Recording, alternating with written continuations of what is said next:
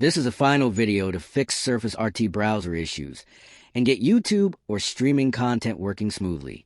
Are you frustrated because your videos won't play or the browser keeps freezing?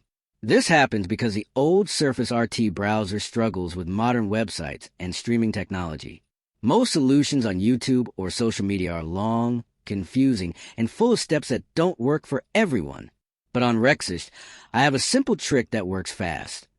You just need to install a lightweight browser optimized for Surface RT and adjust a few settings to make videos load without crashes. This method is quick, safe, and doesn't require complicated tweaks. If you want, I can make a full step-by-step tutorial showing exactly what to do. So comment below and I'll show you how to fix your Surface RT for good.